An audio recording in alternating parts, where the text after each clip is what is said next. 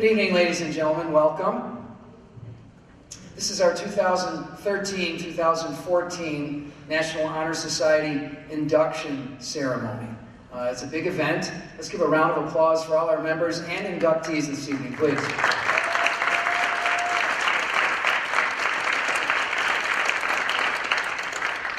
My name is Frank Prinzi. I teach English 10 here at the high school, and I also really have the great privilege of being the advisor for the club. This is my second year doing it, and it's been a great thrill. I'd like to thank a few people before we get started, because that's what you do when you're making a speech, is you thank a few people.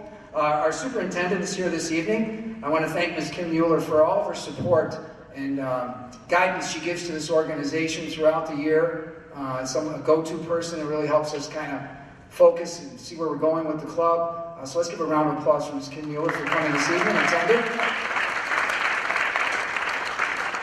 And our very astute vice principal is here this evening. Mr. White, our principal, was ill, so Liz Sinsky has volunteered to come in and see and witness this event on behalf of the administrative office. So give her a round of applause also.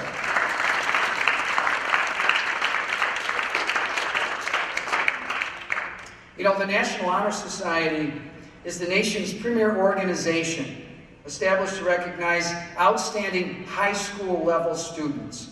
More than just an honor roll. It's important to note, this isn't just an honor roll of really smart children, okay? That's important, but there's another side to the coin here that we must always recognize, which makes it the National Honor Society.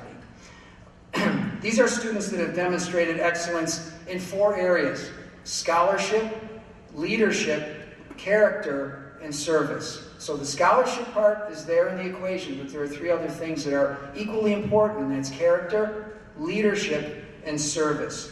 Today, it is estimated that more than 1 million students participate in National Honor Society across the United States and Canada. There are chapters in all 50 states, which is impressive. It's an impressive club.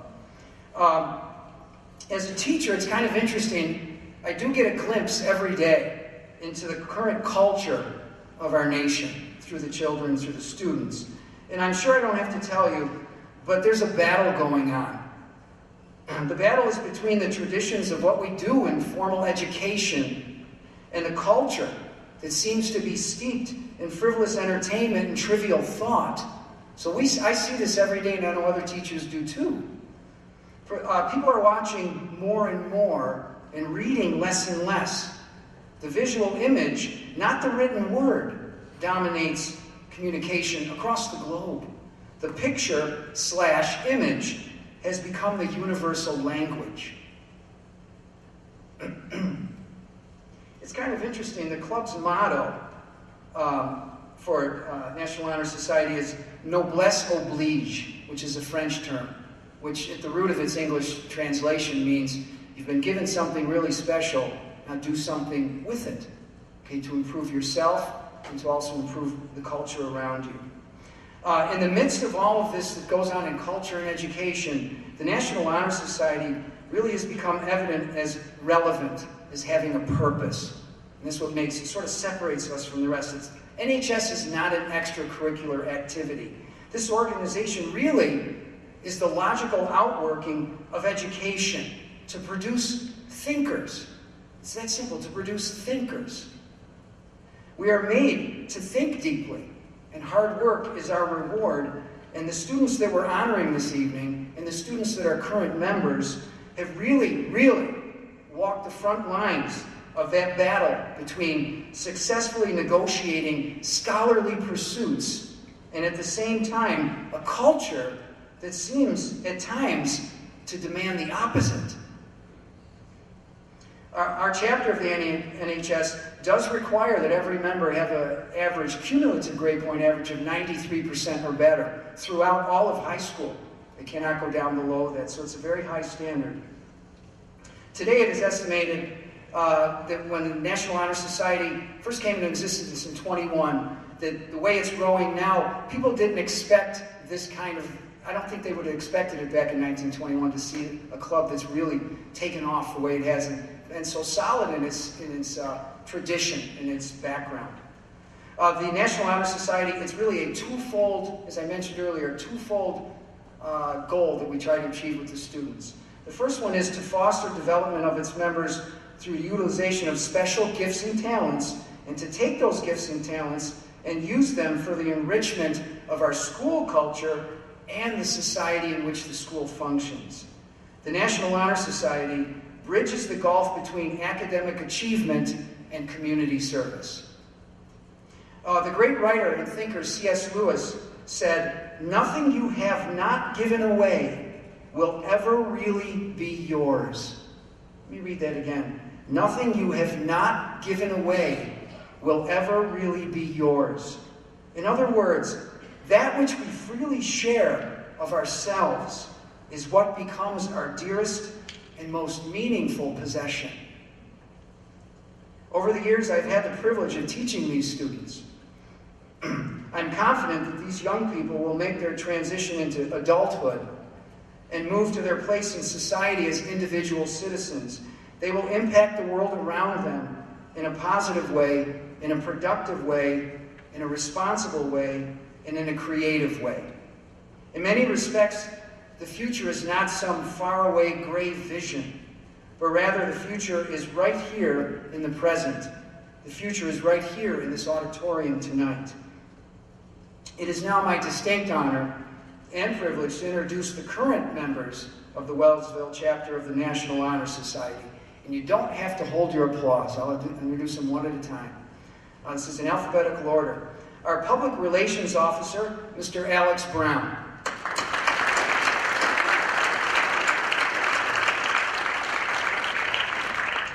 Our Recording Secretary, Andrea Dressing.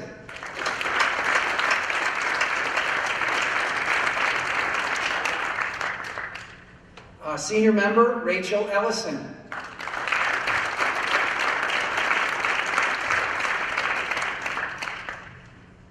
Our Treasurer, Connor Finn.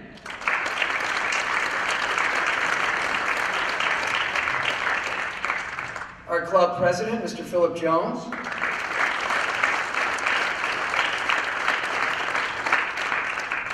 Our Vice President, Miss Lily Norton.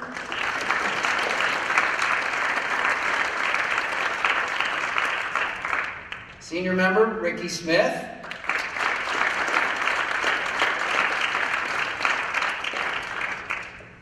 And Senior Member, Mr. Kirby Weinauer. The current National Honor Society Club.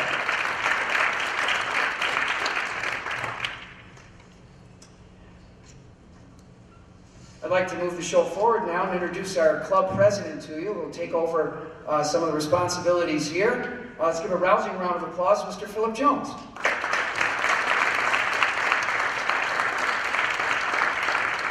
Good evening. So, last year at the induction ceremony, we had our principal, Mr. Jeffrey White, speak, sort of explaining the role of the club in the community. But this year, when we sat down, we thought it would be excellent to have our keynote speaker be someone from outside the school, someone who can really prove that NHS is impacts your life on a long-term scale. Someone who has a unique career where leadership, scholarship, service, and character really does show. And we struggled for, we debated, we tossed around a bunch of names, and I thought, hey, I know a guy who really does fit this bill. So it is my privilege to introduce to you the Professor of Astronomy at Alfred University, Professor Dave Toot.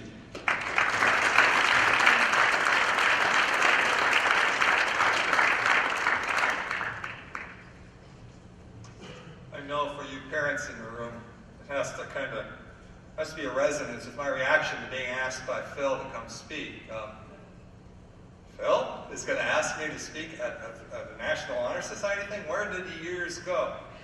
I literally remember him from this big, and it's really an honor to be here. Parents and advisors, members, but particularly inductees, it really is a pleasure. I want to thank Philip and the National Honor Society for giving me the honor of speaking to you for a few minutes today.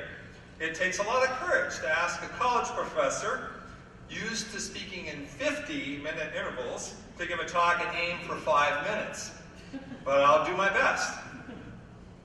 And with all my children grown, I really do appreciate the opportunity to assist in congratulating a group of dedicated, successful students, and in doing so to reconnect with Wellsville High School. Parents and teachers must be very proud of all of you. It's also good to be reminded of my own induction into the National Honor Society. It's been 40 years since I sat in an auditorium in East Liverpool, Ohio, pleased to be recognized for doing well in my classes, being involved in service activity, and maybe being a leader in my own peer group. I don't know if they didn't do the character thing back then. I've always been pretty much of a character, so I didn't have that in my list of things to talk about. But character is implicit in all the things I'm going to suggest that are important for these students. Having said all that, I have only wisps of specific memories of that time and could only guess at which of the activities I do recall from my senior year in high school might have been specifically sponsored by National Honor Society. Still, I cannot deny for a moment that I still view scholarship, service, character, and even in a small way leadership as important components of how I attempt to interact with the world. As a college professor, of course, I endorse the notion that folks should be lifelong scholars. My own efforts in classrooms and labs have led me to a rich professional life with experiences in interesting places, with interesting people, looking at interesting ideas and things. Whether working at a NASA facility, collaborating with some folks on 3 different continents this last year, learning from the struggles of my students, or just showing somebody Saturn through a telescope for the first time. My life has been because I've been steeped in much of the character involved in the National Honor Society. Similarly, it's part of my worldview and my philosophy and my faith that my service to and with our fellow people is a core value that represents us at our best as human beings. Indeed, my personal heroes are much more likely to be those who have given their lives to the service of others than they are to be scientists, and that includes some specific heroes are Wellsville High School graduates. So in my own life, with varying degrees of success, I see a strong overlap with what this organization claims as its organizing principles and the life I personally aspire to. Now, based on having a few more years of looking at this than some of you do, I want to urge every one of you to do a couple of specific things over the remaining 90 or 100 years you have left on the planet. Making these recommendations, I recognize that there will be some well-intentioned, well-informed forces urging you against following my advice, and that these forces are formidable and important to you. Nonetheless, I'm going to urge you to keep these suggestions I'm going to make in the backs of your minds and hearts, so they might at least act as kind of a balance to some of the cultural forces that we heard about just a moment ago that may act to try to over-define you or restrict you. Number 1, scholarship is important, but I strongly suggest you avoid narrowing yourself too much. Indeed, I want to suggest that the single greatest act of independence, the single most powerful act of defiance against dehumanizing elements in our world, is to learn something you don't have to learn. To learn something that isn't going to lead directly to a job, directly to some honor, directly to some career change. You're going to be an engineer, fine, learn art. You're going to be an artist, fine, learn literature. You're going to be an expert in literature, fine. Take an advanced calculus class. Well, take all the other ones first, I recommend. Learn something for the joy of it, the experience of it, the thrill of it. Oh, it may wind up being suddenly important to you later in life, but that's not the point. The point is it'll make you a better person. It will help you enjoy your life more. It will be worth it. Second, service. Our culture plays a lot of lip service to the notion that we should help the less fortunate. But I encourage you to spend at least some of your time trying to help folks who may be judged by others as not deserving of help. To suspend judgment of others long enough to catch a glimmer of the person that lies inside those at our gates. To acknowledge that the differences between us and those who seek our help are much, much less than we often pretend that they are. From the perspective of an astronomer, the differences are inconsequential. What then of leadership? It seems to me that much of what passes for leadership these days suffers greatly from inadequate exposure to both learning and compassion. So I suggest that taking steps on my first two notions, learning something you don't need to learn and helping someone you may not want to help, will mark you as better prepared to lead than most of those in powerful positions today. Inductees, today you mark yourself as well prepared to make a daring journey out of your lives. Congratulations. Now let's get going.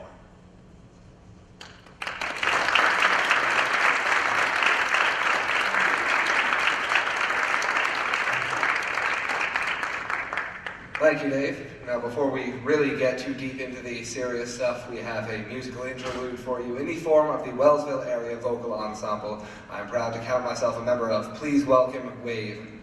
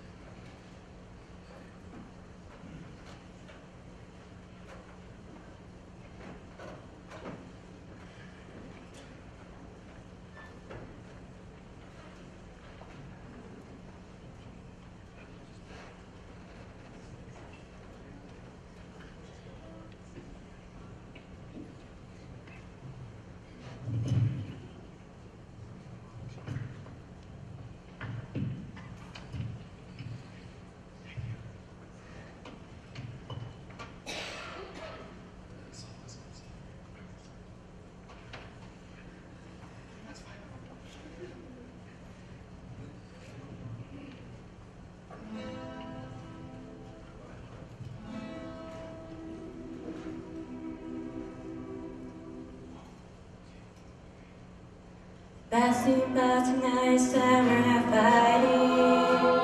Could it be that we have been this way before? No, you don't think that I am trying. You know you're waiting down to the core.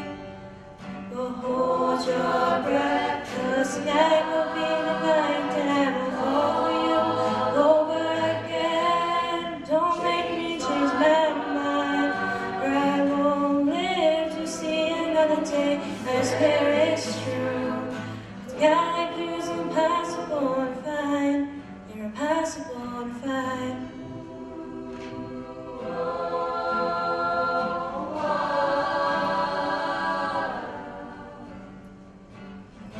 This is not what I intended. I always swore to you I'd never fall apart.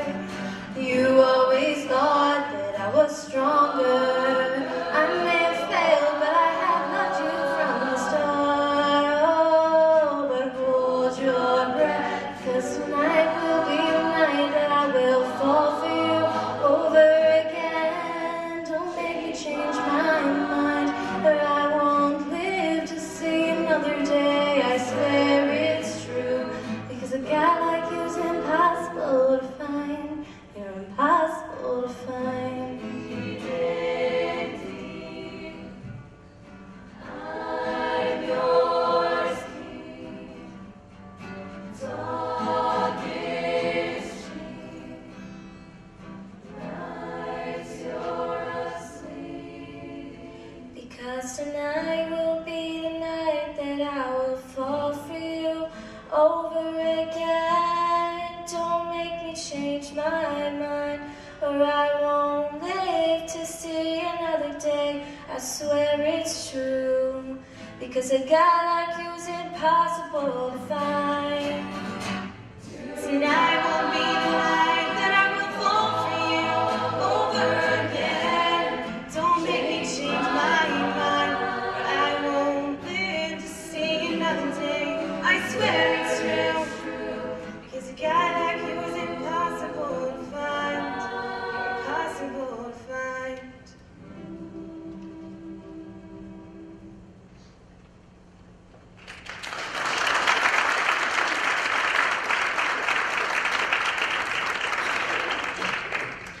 So this group is comprised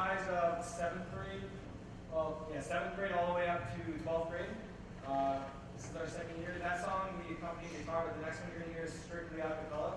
So it's just going to be vocals. And I'm very proud of where they're going, and they've come a long way. So thanks for listening. The next song is Yesterday by the Beatles.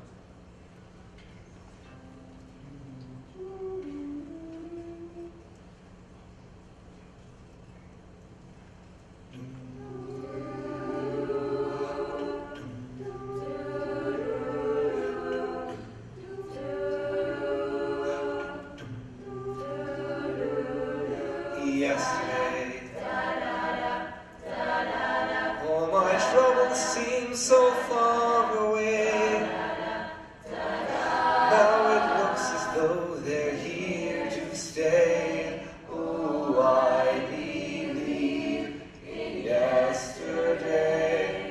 Suddenly, I'm not half the man I used to be. There's a shadow hanging over me. Oh, yesterday came suddenly. Why she had to go, I don't know. She wouldn't say. I said something wrong, now I long for yesterday.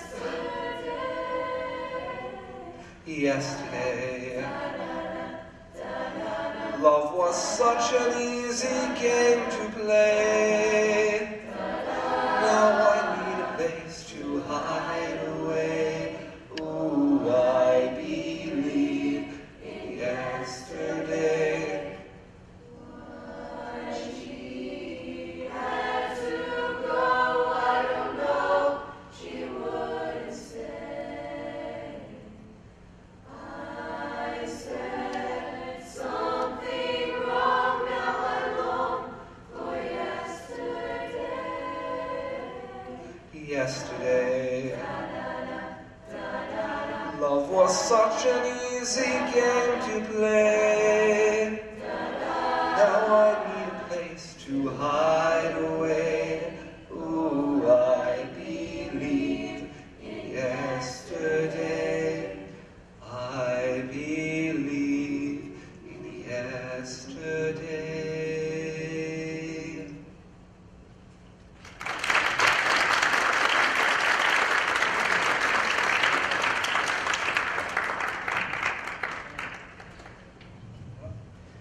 Great job, ladies and gentlemen. One more time for Wave. Unbelievable.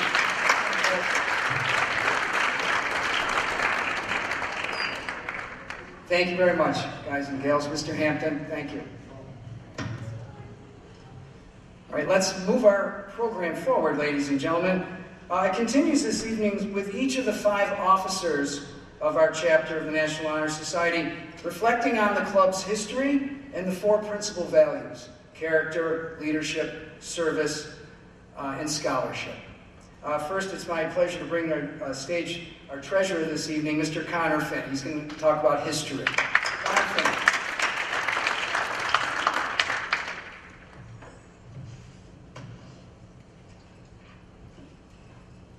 The National Honor Society was officially established in 1921 by the National Association of Secondary Principals. This was the first nationwide organization of its kind. Under the leadership of Dr. Edward S. Reinierson, the organization grew to more than 1,000 chapters in less than 10 years. The National Honor Society organization has developed into one of the country's most prestigious educational groups. Today, the National Honor Society has over 13,000 chapters and is estimated to have nearly 1 million active members. These chapters are all guided by the 4 main purposes: to create enthusiasm for scholarship, to stimulate a desire to render service, to promote leadership and develop character in the students of secondary schools. The emblem, which bears a flaming torch and keystone, symbolizes the search for truth. At the base of the keystone, the letters CSLS appear, representing character, scholarship, leadership, and service, the 4 main qualities of a member. These purposes have become the criteria used to determine membership selection in each of the local chapters. And now to Alex Brown.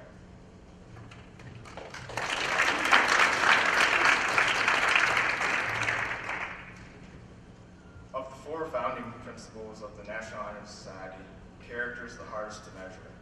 According to the Webster Dictionary, character is defined as the total of the features and traits that form an individual's nature.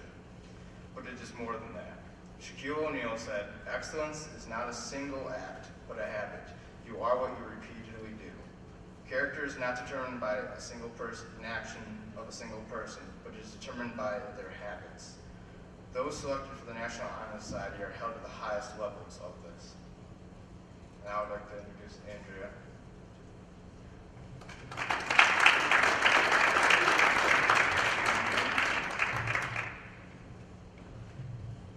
Service is one area that sets National Honor Society apart from just being a group of intellectual students. All of its members have not only become responsible and honorable young adults, but have used what they've learned to give back to the community. The Society's motto is a French phrase meaning ability is an obligation. This means that those of higher rank or ability have the duty to act responsibly and kindly towards others. This year, the Society's goal is to do more community service than it has done before and truly leave their mark on the community and its members. Now to Lily, our Vice President.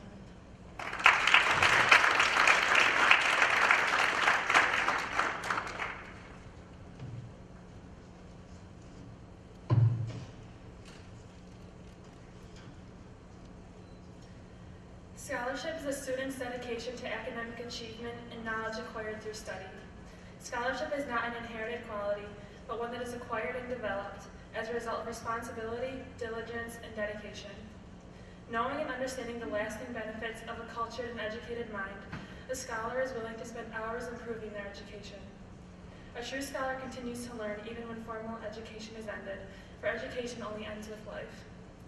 Knowledge is a superior element in life, which leads to the highest success, and it can only be achieved through diligence and effort. I would like to end with a quote that is commonly associated with scholarship.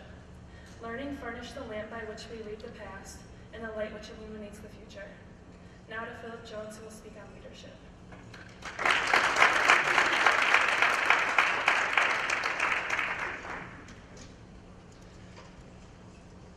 What is a leader? A leader leads, a leader acts, not a difficult concept. A leader can control situations, organize ideas amongst others, tie a project together. A leader knows how to get that proverbial it done. But a good leader is more. A good leader listens. They observe ideas of all players in the situation, consider variables, and analyze them with the group. The leader has the ability to make the final decision on a subject, but a good leader first encourages a consensus from the other members of the group. If and only if it is impossible for the group to reach a decision as a collective, then and only then may a leader make the last call and close the matter. A good leader knows and understands when to use this power, and uses it sparingly. For if the leader becomes overly powerful, they are apt to begin to act in their own self-interests, as opposed to those of their, by then, quite unhappy followers. The best leaders lead by example to the group, not by authoritative actions. Those who do otherwise ought to have their gavels confiscated, and that would be terrible. The National Honor Society operates in a way that encourages leaders to emerge. Operating according to the Roberts Rules, all decisions, and I do mean all decisions, are made through a motioning process where members are expected to take charge and present their ideas, then discuss and vote upon them, with no one person ever making a final decision on a matter. All motions brought forth by members are considered, and it is expected that the young men and women about to join our chapter will bring plenty of fresh ideas forward for the advancement of the society. In NHS, as the newest inductees present their motions, they will already be acting as leaders, for it is up to them to make their ideas heard and to advance them as much as they can. In this way, NHS fosters an assertive nature in its members, essential for all leaders. But more importantly, once they have presented their ideas, the members will have to listen to potential critique of their motions and become part of the process needed to agree upon a permanent measure. By initiating action, the members will be encouraged to act on ideas, but through the discussion process, they will have to listen to the ideas of others. These are the two components of a true leader. Upon departing the National Honor Society and Wellsville High School, members will be able to use their newfound leadership abilities to succeed above and beyond their peers. They will be the ones organizing meetings, offering advice that is truly listened to, the ones setting an example to others that will follow. In fact, in writing this speech, I sought the advice of a recent NHS alumnus on its composition. Why? Because I know that NHS produces leaders of a caliber that can hardly be found elsewhere. And in an alumni, I could find someone who would both lead and listen to me when I craved guidance. That is my hope for this year's inductees, that after 2 years in our ranks, they will emerge as such great leaders. They will no longer act without listening or listen without acting. They will do both and lead.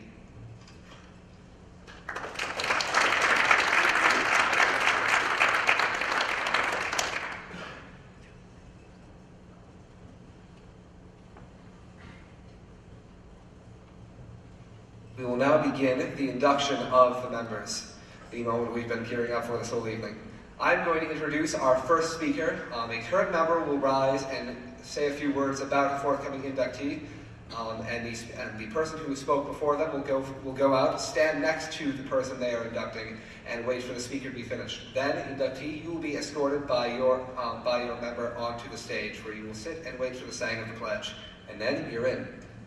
Our first speaker is Miss Andrea Dressick.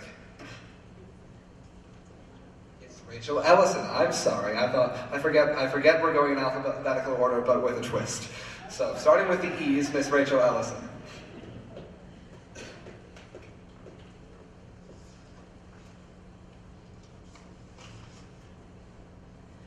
The first inductee has shown that she deserves to be in a National Honor Society through her leadership and community service. This inductee has taken on numerous leadership roles, not only in school, but in the community. In 7th grade, she was invited to attend a leadership conference where she learned about how she could make a difference in her community. The inductee also has shown leadership by assisting other members of the track team with their practices and, as the oldest member, leading her volleyball team to victory and encouraging her teammates. The inductee also actively gives back to her community. As a member of Jump Club, she packaged and delivered Meals on Wheels. The inductee also participated in a 30-hour famine at her church. During these 30 hours of fasting, she raised money for children through World Vision, cleaned the community, and collected canned goods. I am confident that this inductee will be a great addition to our chapter of National Honor Society. I would like to personally congratulate Haley Messenger on her induction. Our next reader is Ricky Smith.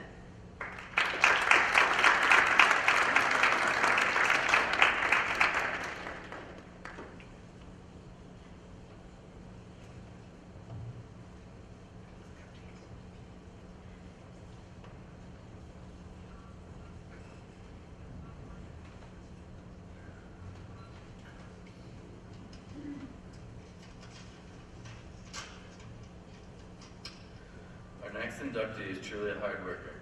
He has been a part of many clubs, which include Student Council, Science Club, Students Against Destructive Decisions, International Club, Ushers Club, and Leo's Club. He has also played boys, JV and varsity soccer, and boys varsity tennis. Even though it seems he has a busy schedule, he continues to excel in his schoolwork and maintain an excellent average. With all this going on in his life, this inductee has still made time to make a difference in our community. He has been donating his time since 7th grade and has helped in many ways. Some examples of how this inductee has made a difference are washing windows on Main Street, working the concession stand at sporting events, cleaning up our local highway, and ringing the bell for the needy during the holiday seasons. Through sports, clubs, and community service, this inductee has learned how to truly be a great individual. He is hardworking, motivated, and a caring person, and will make a great addition to our prestigious organization. Now please welcome to the stage, Scott Miles.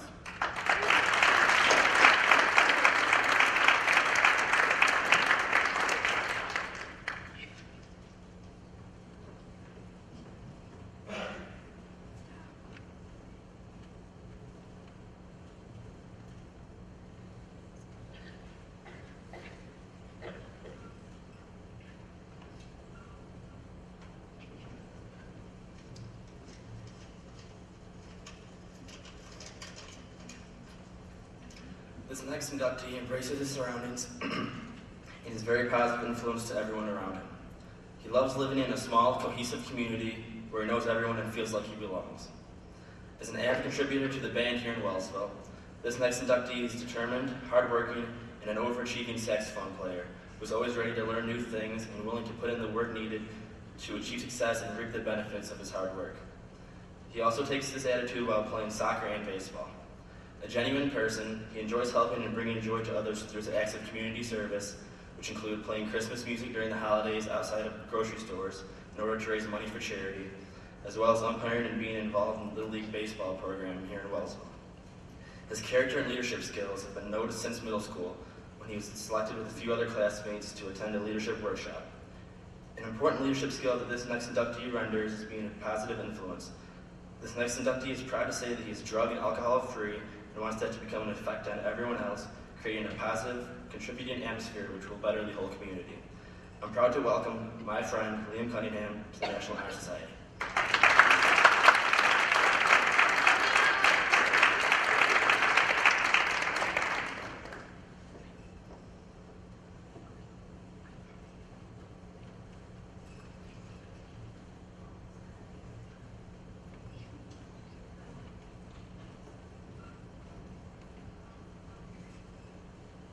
Our next inductee is a hardworking student who is always friendly and kind towards others. She has participated in various community service opportunities, such as working at her church and helping at the Elks Club. By putting herself into situations where she had to talk to people, she's becoming a more social individual, and by applying to the New Visions medical program, she's become more responsible and learned not to sell herself short. I believe she is the perfect example of a student who should be in the National Honor Society because she embodies all four areas of their organization: leadership, scholarship, character, and service. Now I welcome my friend Rachel Falls to NHS.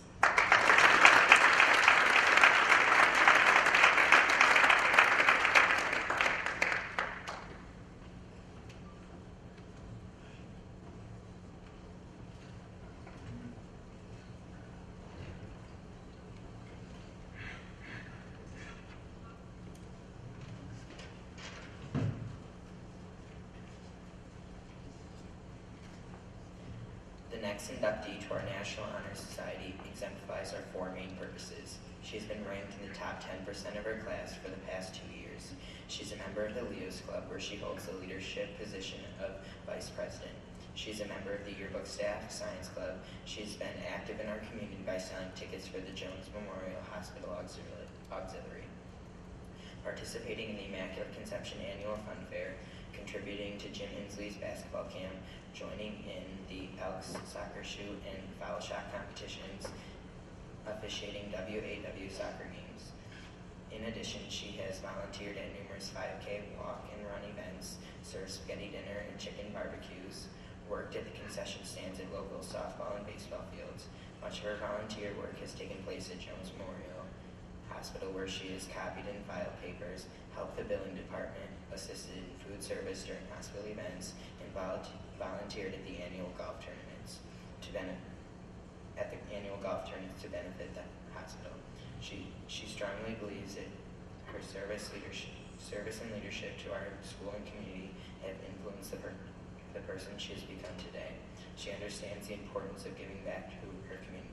So it is my pleasure to introduce Jordan Pearson as our next inductee to the National Honor Society.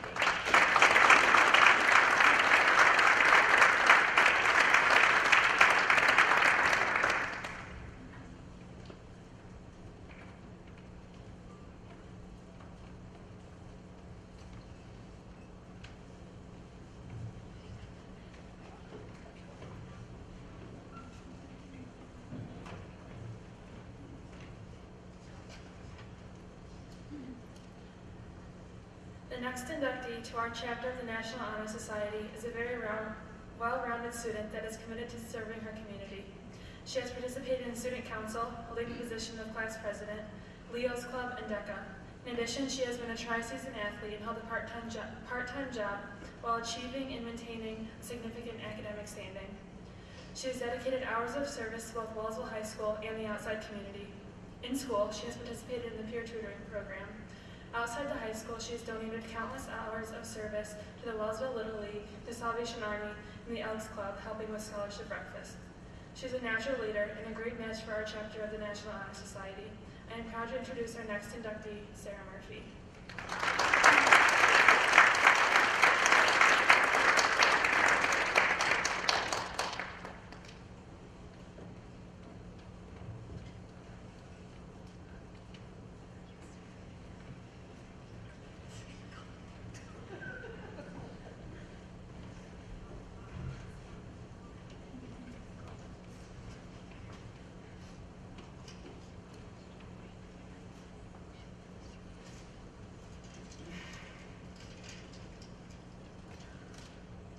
Our final inductee has served his community for many years, volunteering at the Andover Haunted House for the past 5 and participating in Jump Day during middle school.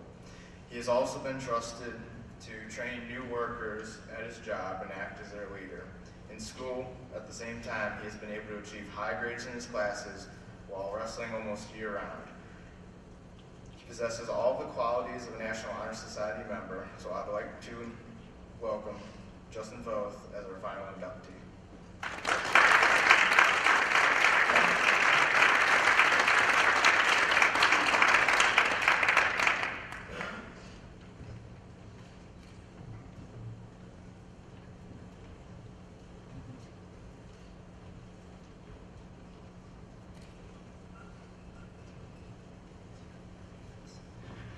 Now comes the moment of actual induction.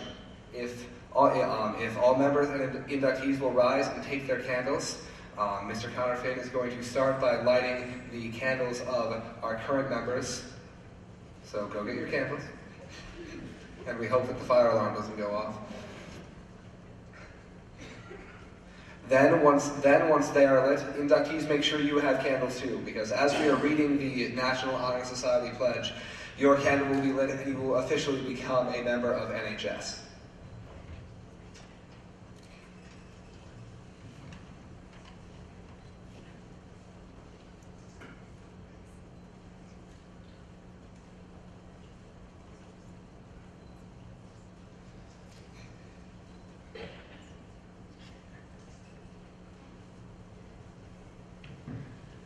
I ask all of the members and inductees to please repeat after me.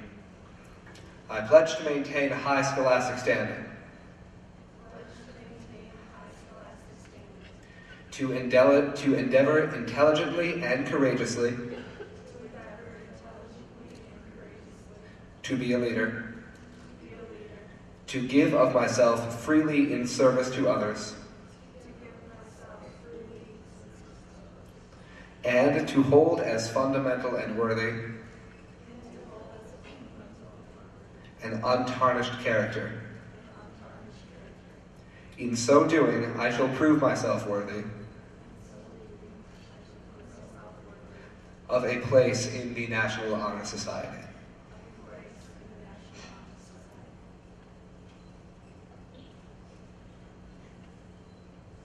And now that our members are officially inducted, we look to Frank Prinsey once more for closing remarks.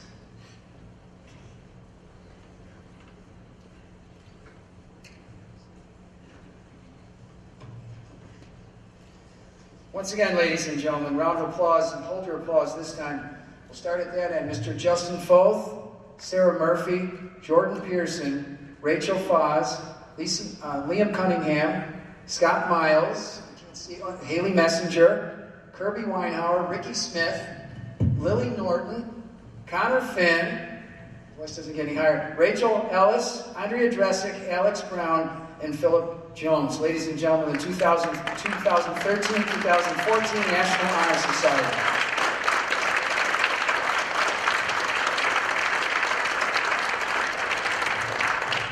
I want to thank you all before they all burn up here. Thank you all for coming. This is a great night, a great event. I hope it's something you never forget. I want to remind you we do have cake out in the lobby, and it has buttercream frosting just in case. I just want to point that out. But please stick around, chat with the students, and have some refreshments and some dessert, and we'll call it a night. Thank you so much once again.